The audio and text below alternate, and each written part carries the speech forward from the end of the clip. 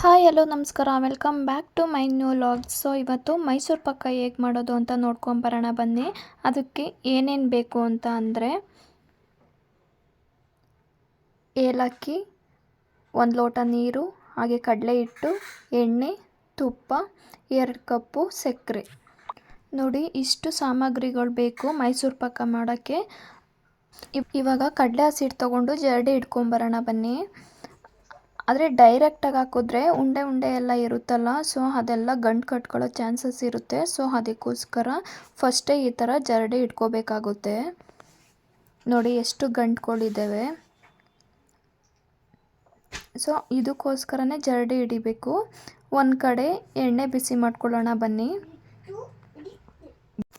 ಒಂದು ಕಡೆ ಎಣ್ಣೆ ಕಾಯ್ತಾ ಇರಬೇಕು.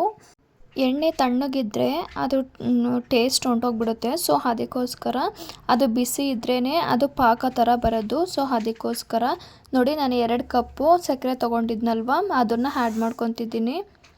ಹಾಗೆ 1 ಲೋಟ ನೀರು ತೊಗೊಂಡಿದ್ನಲ್ವ ಅದನ್ನು ಸೇರಿಸ್ಕೊತಿದ್ದೀನಿ ಸಕ್ಕರೆಗೆ. ಹಾಗೆ ಅದು ಒಂದೆಳೆ ಪಾಕ ಬರಬೇಕು, ಅಲ್ಲಿವರೆಗೂ ನಾವು ಕಾಯಿಸ್ಕೋಬೇಕಾಗುತ್ತೆ. ನೋಡಿ ಸಕ್ಕರೆ ಕರಗಿದೆ. ಇವಾಗ ಚೆನ್ನಾಗಿ ಕುದಿಸ್ಕೋಬೇಕು, ಆವಾಗಲೇ ಒಂದೆಡೆ ಪಾಕ ಬರೋದು. ನೋಡಿ ಇನ್ನೂ ಬಂದಿಲ್ಲ, ಅದು ಜಸ್ಟ್ ಸಕ್ಕರೆ ಕರಗಿದೆ ಅಷ್ಟೇ. ನೋಡಿ ಈ ಥರ ಕುದಿಬೇಕು, ಆವಾಗಲೇ ಅದು ಪಾಕ ಬರೋದು. ಇವಾಗ ಸ್ವಲ್ಪ ಬಂದಿದೆ, ಅಷ್ಟೊಂದು ಬಂದಿಲ್ಲ. ಹಾಗೆ ಇನ್ನೊಂದು ಸ್ವಲ್ಪ ಒಂದೆಳೆ ಪಾಕ ಬರೋವರೆಗೂ ನಾನು ಕಾಯಿಸ್ಕೊಂಡಿದ್ದೀನಿ. ನೋಡ್ತಿರ್ಬೋದು ನೀವೇ. ಈ ಥರ ಸ್ಪ್ರೆಡ್ ಮಾಡ್ತಾಯಿದ್ರೆ ಅದು ನೂಲು ಥರ ಬರಬೇಕು, ಅಲ್ಲಿವರೆಗೂ ನಾವು ಕಾಯಿಸ್ಕೋಬೇಕಾಗುತ್ತೆ. ನೋಡಿ ಆದಮೇಲೆ ಸ್ವಲ್ಪನೇ ನಾವು ಕಡಲೆ ಹಸಿಟ್ಟು ತೊಗೊಂಡು ಈ ಥರ ನಾವು ಕಲಿಸ್ಕೋಬೇಕಾಗುತ್ತೆ. ಇಲ್ಲಾಂದರೆ ಗಂಟು ಬಂದುಬಿಡುತ್ತೆ. ನಾವೇನಾದರೂ ಲೇಟಾಗಿ ಏನಾದ್ರೂ ಈ ಥರ ಎಲ್ಲ ಕೈ ಆಡಿಸ್ತಾ ಇದ್ದರೆ ಫಾಸ್ಟಾಗಿ ಆಡಿಸ್ಬೇಕು. ಹಾಗೆ ಸ್ವಲ್ಪನೇ ಹಾಕ್ಕೋಬೇಕು ಹಿಟ್ಟು, ಇಲ್ಲಾಂದರೆ ಗಂಟು ಕಟ್ಕೊಂಡ್ಬಿಡುತ್ತೆ. ಸೊ ಅದಕ್ಕೋಸ್ಕರ ಈ ಥರ ಸ್ವಲ್ಪನೇ ಹಾಕ್ಕೊಂಡು ನಾವು ಈ ಥರ ಆಡಿಸ್ಕೋಬೇಕು.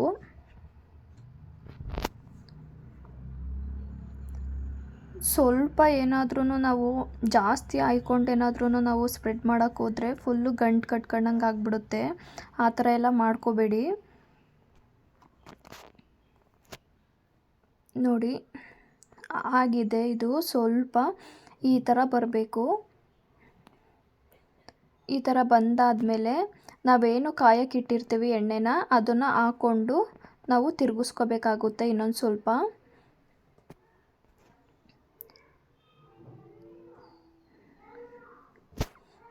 ನೋಡಿ ಈ ಥರ ತಿರುಗಿಸ್ಕೊಂಡು ಈ ಥರ ಇನ್ನೊಂದು ಸ್ವಲ್ಪ ಇತ್ತಲ್ವ ಎಣ್ಣೆ, ಅದನ್ನು ಸ್ವಲ್ಪ ಆ್ಯಡ್ ಮಾಡಿಕೊಂಡು ತಿರುಗಿಸ್ಕೊತಿದ್ದೀನಿ. ನೋಡಿ ಇಷ್ಟು ಈ ಥರ ಬರಬೇಕು. ಈ ಥರ ಬಂದ್ರೇ ಮೈಸೂರು ಪಾಕಕ್ಕೆ ಸ್ವಲ್ಪ ಹದ ಬರೋದು. ಹಾಗೆ ನಾವು ಏನು ತುಪ್ಪ ಮಾಡ್ಕೊಂಡಿರ್ತೀನಿ ಅದನ್ನು ಅಷ್ಟೇ ಬೆಚ್ಚಗೆ ಮಾಡ್ಕೊಂಡಿರ್ತೀನಿ, ತುಪ್ಪನೂ ಕೂಡ ಅದನ್ನು ಸೇರಿಸ್ಕೊಂಡು ಈ ಥರ ತಿರುಗಿಸ್ಕೋಬೇಕಾಗುತ್ತೆ. ನೋಡಿ ತುಪ್ಪನೂ ಇನ್ನೊಂದು ಸ್ವಲ್ಪ ಇತ್ತಲ್ವ ಅದನ್ನು ಕೂಡ ಆ್ಯಡ್ ಮಾಡ್ಕೊತಿದ್ದೀನಿ. ಅದಾದಮೇಲೆ ನಾವು ಫಾಸ್ಟಾಗಿ ತಿರುಗಿಸ್ಕೋಬೇಕಾಗುತ್ತೆ. ಈ ಥರ ಬರಬೇಕು. ಅದು ಗಟ್ಟಿಯಾಗಿ ನಾನು ಸ್ವಲ್ಪ ಗಟ್ಟಿಯಾಗಿರಲಿ ಅನ್ನೋದಕ್ಕೋಸ್ಕರ ನಾನು ಈ ಥರ ಮಾಡ್ಕೊಂಡಿದ್ದೀನಿ. ನೋಡಿ ರೆಡಿಯಾಗಿದೆ. ಹಾಗೆ ಸ್ವಲ್ಪ ತುಪ್ಪ ಹಾಕ್ಕೊಂಡು ನಾನು ತಟ್ಟೆಲಿ ಮಾಡ್ಕೊತಿದ್ದೀನಿ.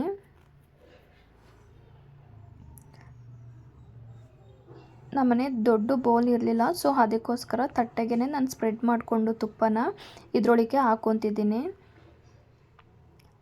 ನೋಡಿ ನಾವು ಕೈಯಲ್ಲಿ ಏನಾದ್ರು ಮುಟ್ಟೋಕೆ ಹೋದರೆ ಫುಲ್ಲು ಬಿಸಿ ಇದೆಯಲ್ವಾ, ಸೊ ಸುಡುತ್ತೆ. ಅದಕ್ಕೋಸ್ಕರ ನಾನು ಸ್ಪೂನಲ್ಲೇ ನಾನು ಸ್ಪ್ರೆಡ್ ಮಾಡ್ಕೊತಿದ್ದೀನಿ.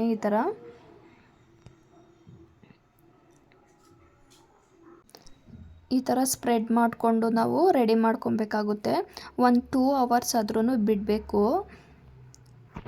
ಈ ಥರ ಮುಚ್ಚಳ ಕ್ಲೋಸ್ ಮಾಡಿಬಿಟ್ಟು ತಣ್ಣಗಾಗಲಿ ಸ್ವಲ್ಪ. ಆಮೇಲೆ 2 ಅವರ್ಸ್ ಆದಮೇಲೆ ಈ ಥರ ನಾವು ಚಾಕಲ್ಲಿ ಕುಯ್ಕೋಬೇಕಾಗುತ್ತೆ.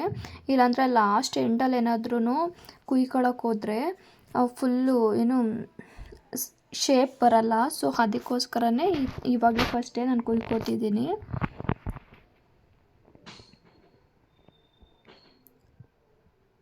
ಎಷ್ಟು ಚೆನ್ನಾಗಿರುತ್ತೆ ಅಂತ ಅಂದರೆ ತುಂಬಾ ಚೆನ್ನಾಗಿರುತ್ತೆ. ಹಾಗೆ ನೋಡಿ, ಒಂದು 3 ಅವರ್ಸ್ ಆಗಿದೆ, ಈ ಥರ ಬಂದಿದೆ. ಹಾಗೆ ಇದನ್ನು ಈ ಥರ ಬ್ಯಾಕ್ ಸೈಡು ಟರ್ನ್ ಮಾಡಿ ನಾವು ಎತ್ಕೋಬೇಕಾಗುತ್ತೆ. ನೋಡಿ ಯಾವ ಥರ ಬಂದಿದೆ, ಸೂಪರಾಗಿ ಬಂದಿದೆ. ನಾನು ಫಸ್ಟ್ ಟೈಮ್ ಟ್ರೈ ಮಾಡಿದ್ದು, ತುಂಬಾ ಚೆನ್ನಾಗಿ ಬಂದಿದೆ. ನಿಮ್ಗೇನಾದ್ರು ಇಷ್ಟ ಆದರೆ ಕಮೆಂಟ್ ಬಾಕ್ಸಲ್ಲಿ ಕಮೆಂಟ್ ಮಾಡಿ. ಇವತ್ತಿನ ವಿಡಿಯೋ ಇಷ್ಟ ಆಗಿತ್ತು, ಪ್ಲೀಸ್ ನನ್ನ ಚಾನಲ್ಗೆ ಸಬ್ಸ್ಕ್ರೈಬ್ ಮಾಡಿಕೊಂಡು ವಿಡಿಯೋ ನೋಡಿ. ಮುಂದಿನ ವಿಡಿಯೋದಲ್ಲಿ ಸಿಗ್ತೀನಿ. ಅಲ್ಲಿವರೆಗೂ ಬಾಯ್ ಬಾಯ್.